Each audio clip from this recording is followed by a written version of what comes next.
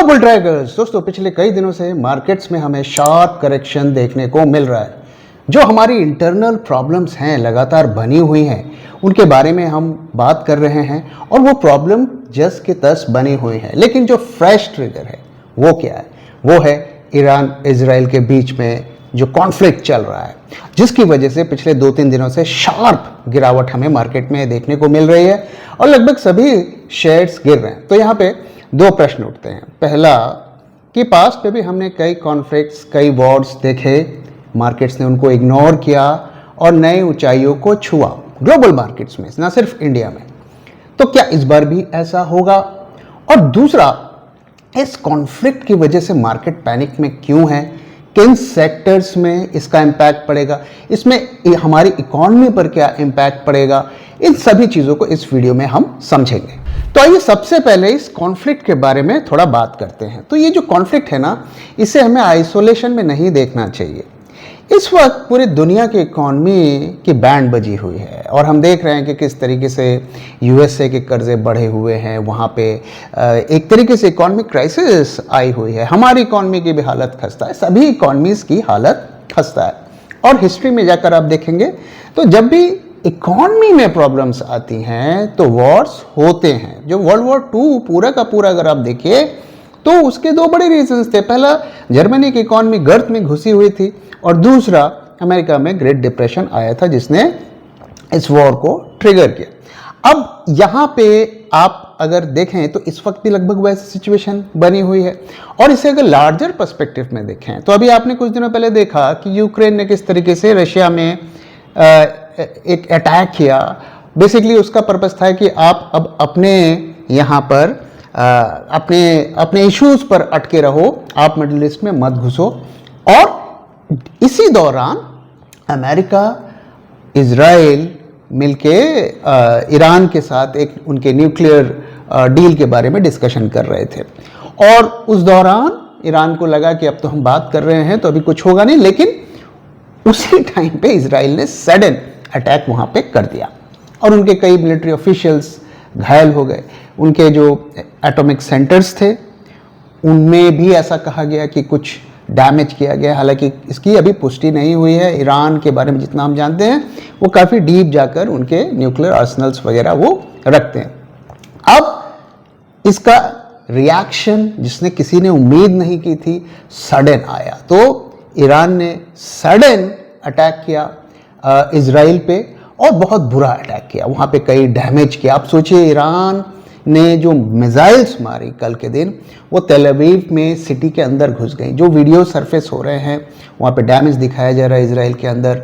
Of course Iran में तो damage हुआ ही हुआ और वहाँ इजराइल में भी हुआ। जो वो दावा करते थे कि हमारा आयरन डोम है और कोई मिसाइल हमें छू नहीं सकता, वो सारा ध्वस्त हो गया। और वहाँ के ऐसा खबरें आई कि कुछ लोग भी वहाँ पे सिविलियंस मरे और वहाँ पे काफ़ी डैमेज हुआ। तो अब ये सिचुएशन हो गई है कि ये कन्फ्लिक्ट रुकने का नाम नहीं ले रहा है। ईरान ने बोला है हमें कोई शांति का पाठ ना पढ़ाए, जिसे वॉर को रोकना है, एस्केलेशन को रोकना है, वो जाकर इजराइल को बोले, क्योंकि हमने किसी को अटैक नहीं किया। और ये सही भी है, क्योंकि ईरान ने आज तक की हिस्ट्री जितना हम जानते हैं, उन्होंने किसी कंट्री के ऊपर पहला अटैक नहीं किया था। तो अब ये तो थोड़ा इसका बैकग्राउंड है और ये अभी भी एक दूसरे की तरफ मिसाइलें मारी जा रही हैं और इसमें कोई भी सिचुएशन में अभी तक डी एस्केलेशन नहीं हुआ है। जो डेवलपमेंट्स हुई है वो मैं थोड़ी देर में आपको बताऊंगा। तो अगर आप देखें तो इसका मार्केट पर क्या इम्पैक्ट है, मार्केट क्यों इतना इसको लेकर थोड़ा टेंशन में आ गया है? द रीजन इज कि क्रूड प्राइस पे इसका जबरदस्त इम्पैक्ट पड़ रहा है और फ्यूचर में भी पड़ेगा। अब देखिए, पास्ट में भी वॉर्स हुए मिडिल ईस्ट में, रशिया, यूक्रेन, ये सब कुछ चला, क्रूड चढ़ा भी, लेकिन मार्केट्स ने उसको इग्नोर कर दिया कुछ टाइम के बाद। क्या इस बार भी ऐसा होगा? इसके चांसेस कम है, क्योंकि इस वक्त वर्ल्ड वाइड इकॉनमी की हालत काफ़ी ज़्यादा खस्ता है। दूसरी चीज़, क्या यहाँ पर जो क्रूड है क्या वो लगातार बढ़ेगा? तो इसके भी देखो चांसेस बहुत ज़्यादा हैं कि क्रूड बढ़ेगा। क्यों?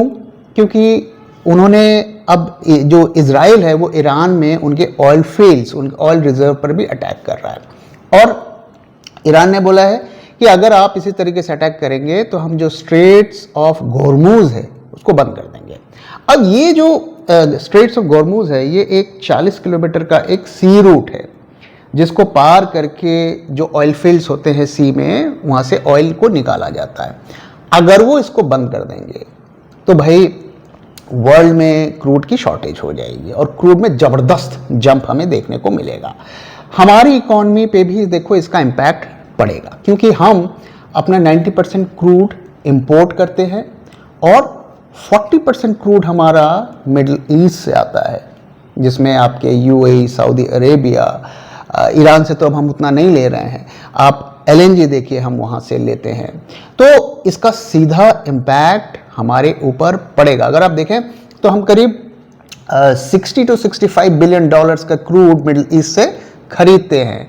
तो क्रूड ऑलरेडी 20% जून में बढ़ चुका है, हम 74 के लेवल्स पर बढ़ गए हैं। तो हमने पास में भी 100 का लेवल देखा और उस वक्त इकॉनमी ग्रोइंग थी तो उसमें ज़्यादा इम्पैक्ट नहीं आ रहा था। लेकिन अब जो सिचुएशन है ये तो भाई 120 के टारगेट्स लोग दे रहे हैं अगर ये सिचुएशन कंट्रोल नहीं होगी। अब अगर ये स्ट्रेट्स ऑफ हॉर्मुज को बंद कर देते हैं तो इसके देखो दो इम्पैक्ट पड़ेंगे। पहला, हमारे यहाँ पे क्रूड की देखो शॉर्टेज हो सकती है। अभी तक हमारे गवर्नमेंट ऑफिशियल्स ने कहा है कि we are watching the situation और there is no shortage, we have enough reserves, but the question is how long. दूसरा, अगर आप देखें तो हम डीजल जो है ना यूरोपियन कंट्रीज को एक्सपोर्ट भी करते हैं यहाँ पर उसे रिफाइन करके, तो उस पर भी इम्पैक्ट पड़ेगा। तो आपके इंपोर्ट पर भी इम्पैक्ट पड़ेगा, एक्सपोर्ट पर भी इम्पैक्ट पड़ेगा। क्रूड के प्राइसेस ऊपर जाएंगे। अब इसका हमारी इकोनॉमी पर देखो कैसे इम्पैक्ट पड़ेगा। अकॉर्डिंग टू वन एस्टिमेट, अगर अब $10 क्रूड बढ़ता है तो आपकी जो CPI है, कंज्यूमर प्राइस इंडेक्स, उसमें करीब 0.35 to 4% इजाफा होगा। अब आप सोचिए, अभी हम 65 के लेवल के आसपास थे, अब हम 74, 75 पहुंच गए हैं। People are talking about 120। तो अब यहाँ से अगर 40-50 डॉलर बढ़ जाएगा क्रूड का प्राइस, तो हमारी महंगाई में भी उसी रफ्तार से बढ़ोतरी होगी, 2-3% की बढ़ोतरी हो जाएगी। तो फिर इसका तो एक इन्फ्लेशनरी इम्पैक्ट पड़ेगा। ऑलरेडी हमारी कंपनी स्ट्रगल कर रही हैं, FMCG जो कंपनीज हैं वो स्ट्रगल कर रही हैं, तो इसका इम्पैक्ट पड़ेगा। तो फिलहाल अभी कोई डी एस्केलेशन का सीन नहीं, कुछ डेवलपमेंट्स हैं जो मैं आगे बताऊंगा, लेकिन क्रूड जो है इस वक्त की सबसे बड़ी समस्या यहां पर बनी हुई है। 2021 के बुल ट्रैक पोर्टफोलियो में हमने ऐड किया था कोचिन शिपयार्ड, जिसने 2 साल में 10 गुना से ज़्यादा रिटर्न दिया, क्योंकि एक पैरामीटर चीख चीख के कह रहा था मुझे खरीदो खरीदो खरीदो। और ये कोई तुक्का नहीं था, क्योंकि 2021 के पोर्टफोलियो में कई स्टॉक्स मल्टी बैगर साबित हुए। और जो हमारा लेटेस्ट 2024 का पोर्टफोलियो है, रीसेंट ब्लड बाथ में भी कंसिस्टेंटली प्रॉफिटेबल बना रहा। तो क्या आप सीखना चाहते हैं कि कैसे हम मल्टी बैगर स्टॉक्स को आइडेंटिफाई कर सकते हैं और कैसे हम एक छोटे स्टॉक को बड़ा स्टॉक बनने से पहले पकड़ सकते हैं? इफ यस, तो हमसे जुड़िए और इस इवेंट को अटेंड करने के बाद आपके इन्वेस्टिंग डिसीजंस में एक नया कॉन्फिडेंस होगा और आप इन्वेस्टिंग को एक नए नजरिए से देख पाएंगे, ज़्यादा क्लैरिटी के साथ। Invest for Alpha, a 2-day online workshop जहां पे आप कुछ खास सीखेंगे, जैसे कि how to spot multibaggers, evaluating a stock, valuation parameters और भी बहुत कुछ। 26 और 27 जुलाई सुबह 9:30 बजे से लेकर शाम के 6:30 बजे तक। Invest for Alpha, invest like a pro, be an OG investor. अब दूसरे इंडस्ट्री की बात करते हैं जिस पर इसका इम्पैक्ट पड़ेगा, और वो क्या है? एयरलाइन। ऑलरेडी एयरलाइन एक बुरे दौर से गुजर रही है। हमने देखा अभी रिसेंटली जो पाकिस्तान के साथ कॉन्फ्लिक्ट हुए, उन्होंने अपने एयर स्पेस को बंद कर दिया, तो हमारी एयरलाइंस को जो इंटरनेशनल रूट्स लेते हैं उन्हें लंबा रूट लेना पड़ा। अब इसका ऑल्टरनेट उन्होंने गल्फ में ढूंढा कि चलो हम गल्फ से जाएंगे, वहाँ पर अपना जो भी हॉप्स है, स्टॉप ओवर जो भी है वहाँ से करेंगे। अब वहाँ पे भी प्रॉब्लम आ गई है, तो इसका सीधा इम्पैक्ट हमारी एयरलाइंस पर पड़ेगा और इंडिगो एयरलाइंस ने ऑलरेडी अपने कस्टमर्स को बताया है कि कुछ फ़्लाइट्स कैंसिल हो सकती हैं, कुछ फ़्लाइट डिलेज हो सकती हैं और ऑब्वियसली इनके प्राइजेस में इजाफा होगा। साथ ही दोस्तों क्रूड बढ़ेगा तो आपके जो एयरलाइंस हैं उनके प्रॉफिटेबिलिटी पर सीधा इम्पैक्ट पड़ेगा। हम जानते हैं कि करीब 50 to 60% कॉस्ट एयरलाइंस का सिर्फ क्रूड का होता है, तो इस इंडस्ट्री पर बहुत बड़ा इम्पैक्ट पड़ेगा। इसके बाद अगर हम बात करें तो जो हमारी टी इंडस्ट्री है उस पर इम्पैक्ट पड़ेगा। तो हम सबसे ज़्यादा जो टी एक्सपोर्ट करते हैं वो ईरान को ही करते हैं और वहीं पर ये कॉन्फ्लिक्ट चल रहा है, तो उसका इम्पैक्ट पड़ेगा। साथ ही हम जो मिडल ईस्ट की कंट्रीज़ में भी करते हैं, तो अगर ये वॉर एस्केलेट होगा तो हमारे एक्सपोर्ट्स पर भी इम्पैक्ट होगा और अल्टीमेटली उसका फिर हमारे इकोनॉमी पर भी इम्पैक्ट होगा किसी ना किसी तरीके से। अगर आप देखें, साथ ही कंपनी के जो TFMCG की कंपनीज हैं उस पर भी इसका इम्पैक्ट देखने को मिलेगा। अब हम बात करते हैं कि गोल्ड पर इसका क्या इम्पैक्ट पड़ रहा है, रुपीस पर इसका क्या इम्पैक्ट पड़ रहा है। तो देखिए, पहले तो रुपीस आप देखिए सडन हमें उस दिन कल के दिन हमें फॉल देखने को मिला, करीब $0.60 का मिला, तो अब हम 86 से ऊपर चले गए हैं। तो रुपया लगातार कमज़ोर हो रहा है और क्रूड ध्यान रहे कि अब हम काफ़ी महंगा हमें खरीदना पड़ेगा, तो सीधा ये हमारी करेंसी पर इसका इम्पैक्ट पड़ेगा।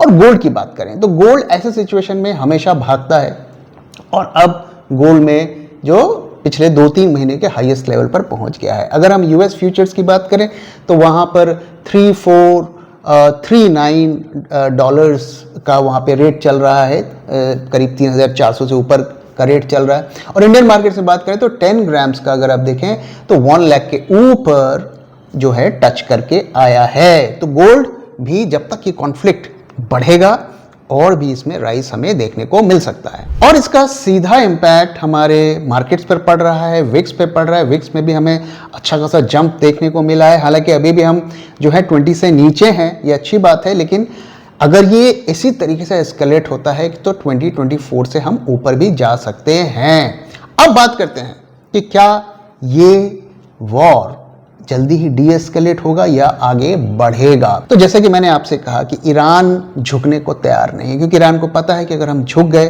तो वी आर फिनिश, जैसा लीबिया अफगानिस्तान के साथ हुआ वैसा हमारे साथ हो जाएगा। तो उन्हें ये बात पता है और उन्होंने कह दिया है कि कोई हमें इस बारे में एडवाइस ना दे, हमने अटैक किसी को नहीं किया, हमारे ऊपर अटैक किया गया है, जिसने किया गया उन्हें समझाइए, हमें मत समझाइए। तो वो अब सुनने को तैयार नहीं है। रशिया ने बोला है कि भाई हम आपको आर्म्स वगैरह तो नहीं दे पाएंगे क्योंकि वो अपने इशू में उलझे हुए हैं, लेकिन हम आपको मॉरल सपोर्ट देंगे।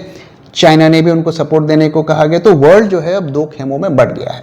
अब जो इजराइल में कल ईरान ने अटैक किया उसकी वजह से उसमें अच्छा खासा डैमेज हुआ है, वहाँ की पब्लिक पैनिक में है और फिर वही होता है जिसके ऊपर गाज गिरती है वो फिर शांति की बात करने लगता है। तो जो वहाँ का रूलर है नेतन्याहू, उन्होंने हमारे प्राइम मिनिस्टर को भी फ़ोन किया कि आप हमें सपोर्ट करिए और साथ में उन्होंने यूएस डोनाल्ड ट्रंप को भी फ़ोन किया। अब इसका परिणाम क्या हुआ कि डोनाल्ड ट्रंप अब डी एस्केलेशन की बात कर रहे हैं। अभी तक वो थ्रेट दे रहे थे ईरान को, अब वो डी एस्केलेशन की बात करें। उन्होंने सऊदी इसको जाके फ़ोन किया है कि आप हमें हेल्प करिए, इसको डी एस्केलेट करिए। लेकिन क्वेश्चन ये है कि क्या ईरान इसके लिए रेडी होगा, क्योंकि उनका कहना है कि भाई आपने हमारे साइंटिस्ट को मारा, हमारे न्यूक्लियर साइट्स पर अटैक किया, हमारे जनरल्स को मारा, तो हम इसका इंतकाम हमें लेना ही है और हम इजराइल को ख़त्म करके मानेंगे। तो देखिए, जब भी इस तरीके के कॉन्फ्लिक्ट्स होते हैं हमेशा एक होप होती है कि कहीं ना कहीं जाकर कोई ना कोई मीडिएट करेगा, किसी न किसी तरीके की डील दी जाएंगी। और ईरान के साथ जो है काफ़ी कंट्रीज़ के डिप्लोमेटिक एफर्ट्स हैं, हमारे भी काफ़ी अच्छे रिलेशंस हैं उनके साथ, तो कहीं ना कहीं मीडिएशन होगा क्योंकि अब लड़ाई जो है बराबर की हो गई है। तो फिलहाल हमारा क्या व्यू है? देखिए, हमारा व्यू वही है कि आप इन ग्लोबल इवेंट्स को ना देखें। ये 1 महीने, 2 महीने, 3 महीने में जैसे तैसे ख़त्म हो जाएगा। अगर आपने फंडामेंटली स्ट्रॉन्ग स्टॉक्स में पोजीशन बनाई है तो आपको फिक्र करने की ज़रूरत नहीं है। कल के दिन भी हमारे पोर्टफोलियो के आधे से ज़्यादा स्टॉक्स ग्रीन में रहे और एडवांस डिक्लाइन अगर आप देखें तो जनरली वो काफ़ी बुरा था। तो अगर आप अंडर वैल्यूड स्टॉक को रखेंगे, अगर आप उनकी ग्रोथ, उनकी वैल्यूएशंस को देख के रखेंगे तो मार्केट का उन पर कम इम्पैक्ट पड़ेगा। मैं ये नहीं कह रहा कि वो नहीं गिरेंगे, मैं ये कह रहा हूं कि बाकी स्टॉक्स के कंपैरिजन में वो कम गिरेंगे। इसलिए ऐसे सिचुएशन में आपको स्टॉक्स की वैल्यूएशंस को देखना है। अगर वैल्यूएशंस रीजनेबल लेवल पर हैं तो आपको फिक्र करने की जरूरत नहीं है, और अगर वो गिरेंगे भी तो स्प्रिंग की तरह वो उभर कर आएंगे। इसलिए ग्लोबल इवेंट्स को हम ट्रेडिंग के पर्सपेक्टिव से देख सकते हैं, लेकिन अगर हम लॉन्ग टर्म वैल्यू इन्वेस्टिंग कर रहे हैं तो इन इवेंट्स के से हमें अच्छी अपॉर्चुनिटी भी कई दफ़े मिल जाती है। हम कई अच्छे स्टॉक्स को सस्ते भाव पर खरीद सकते हैं, और इसीलिए हम अपने पोर्टफोलियो के लिए वेट कर रहे हैं कि मार्केट थोड़ा गिरे तो हम 2-3 स्टॉक्स अच्छे वैल्यूएशंस पर अपने पोर्टफोलियो पे ऐड कर सकें। तो दोस्तों, इसी के साथ इस वीडियो को मैं यहाँ पे खत्म कर रहा हूँ। वीडियो कैसा लगा जरूर बताइएगा, और आपका क्या व्यू है ये भी शेयर करना मत भूलिएगा। आपको क्या लगता है, क्या इस कॉन्फ्लिक्ट की वजह से मार्केट्स और नीचे जाएंगे, या ये 1-2 दिन का खेल है, इसके बाद से मार्केट्स वापस से न्यू हाइस पे चले जाएंगे? तो अपना फीडबैक शेयर करना मत भूलिएगा। Thank you very much for watching and thank you for your time.